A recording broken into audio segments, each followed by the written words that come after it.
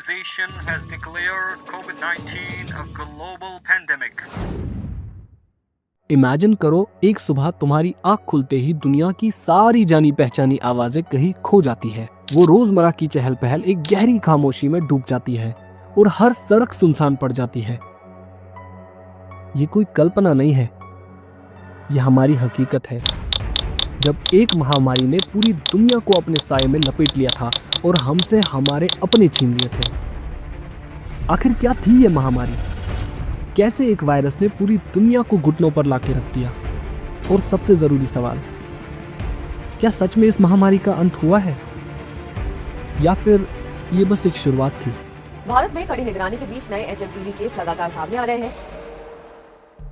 दिसंबर 2019, Wuhan China के local hospitals के अंदर बहुत सारे निमोनिया पेशेंट्स एडमिट होने लगे।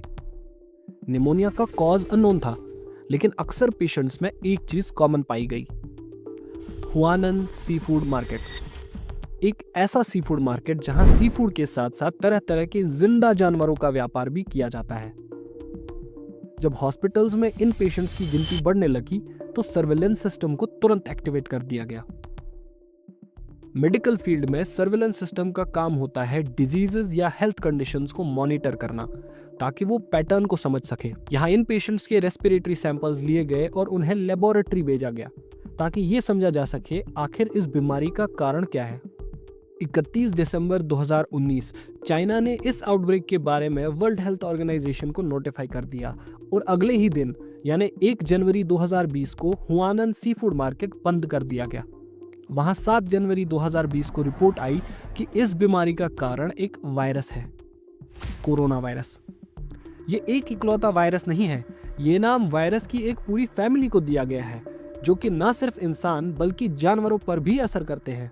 इससे पहले सारस, सिवियर एक्यूट रेस्पिरेटरी सिंड्रोम, और MERS, Middle East respiratory syndrome corona viruses फैले थे, जो कि इसी फैमिली का हिस्सा हैं। इनिशियली इस वायरस के बारे में सिर्फ इतनी इंफॉर्मेशन थी कि यह कोरोना वायरस का एक नया स्ट्रेन है, इसलिए इसका नाम 2019 नोवेल कोरोना वायरस रखा गया। लेकिन जब इस वायरस की जेनेटिक रिलेशनशिप सारस के साथ कंफर्म हुई तो 11 फरवरी 2020 को ICTV international committee on taxonomy of viruses ने इसका नाम बदलकर सारस CoV-2 कर दिया। देखते ही देखते ये वायरस हर बाउंड्री को तोड़कर पूरी दुनिया में फैलने लगा, और इससे पहले कि हम समझ पाते 11 मार्च 2020 को वर्ल्ड हेल्थ ऑर्गेनाइजेशन ने कोविड-19 को पेंडेमिक घोषित कर दिया। 13 जनवरी 2020 चाइना के बाहर पहला लेबोरेटरी कंफर्म्ड केस थाईलैंड में रिपोर्ट किया गया, और इसके बाद वायरस के केसेस दुनिया भर से रिपोर्ट किए गए। इस वायरस को इंडिया पहुंचने में ज्यादा देर नहीं लगी।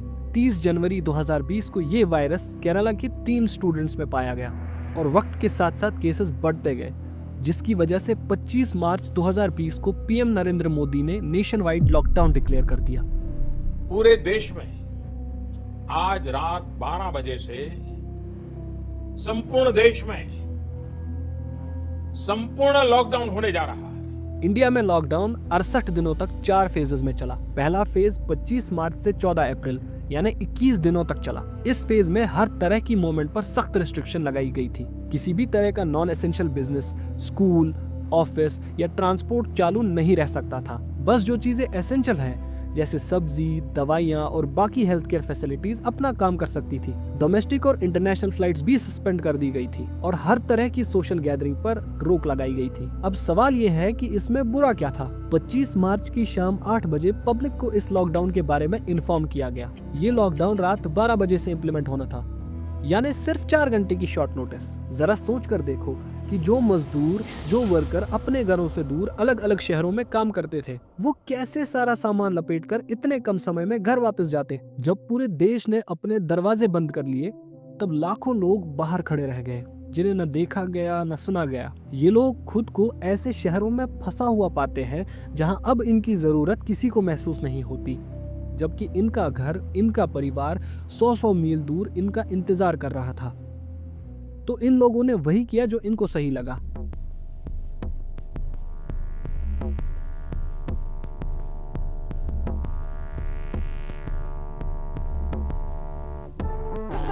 भूखे मरने से बीमारी से मरना अच्छा है। 2-3 महीना काम किए, पेमेंट कुछ नहीं मिला, ऐसे पैदल आ रहे हैं। परेशानी है जी, अब पैदल यात्रा हो रही, कुछ वाहन नहीं मिल रहा है। जब जिंदगी का सफर इतना कठिन हो जाए कि मंजिल दूर और रास्ते बेकार लगने लगे, तब बस एक छोटी सी मदद भी नई उम्मीद बन जाती है। जब दुनिया इन लोगों से मुंह मोड़ चुकी थी, तब कुछ अच्छे दिलों ने इनका हाथ थामने की हिम्मत दिखाई। ये इंसानियत और भाईचारे का जीता जागता सबूत था। पर जिस तरह हर सिक्के के दो पहलू होते हैं, इस परिस्थिति के भी दो पहलू थे। जहां एक तरफ रोटी और पानी का समर्पण था, तो दूसरी तरफ जरूरत का सौदा हो रहा था। हॉस्पिटल से पूछा जी कोरोना का मरीज है हमारे फैमिली में, हमें बेड चाहिए। हॉस्पिटल ने मना कर दिया। जब वो गिड़गिड़ाया तो हॉस्पिटल ने लाइव प्रोग्राम के अंदर कहा दूसरी तरफ से कि 8 लाख रुपए दे दो, बेड का इंतजाम हो जाएगा। ऑक्सीजन सिलेंडर जो पहले 300 रुपए में रिफिल होता था, अब उस सिलेंडर को रिफिल करने के लिए कई डीलर 1500 रुपए तक चार्ज करने लगे। जब जीने के लिए हर एक दिन एक नई लड़ाई लड़नी हो, तब हौसला जरूरी होता है, जीने का दाम लगाकर ऊपर की कमाई करना नहीं। जब इंसानियत पर मुश्किल वक्त आ जाए, तब हमारी असली ताकत पैसे में नहीं होती, भाईचारे में होती है। जब कोविड ने दस्तक दी, हर दिल में डर का तूफान था। लॉकडाउन, अकेलापन, बीमारी, मौत, हम सब ने कुछ ऐसा देखा जो पहले कभी नहीं देखा था। लेकिन जैसे इतिहास हमें सिखाता है, संकट कभी खत्म नहीं होते। कोविड गया तो HMPV आया, पर सवाल अब भी वही है कि जब एक सिक्का हवा में उछाला जाएगा, तो एक पहलू इंसानियत को उजागर करेगा और दूसरा लालच को। फिर फैसला हमारे हाथ में होगा। क्या हम इंसानियत का हाथ थामेंगे या सिर्फ अपने फायदे के पीछे भागेंगे?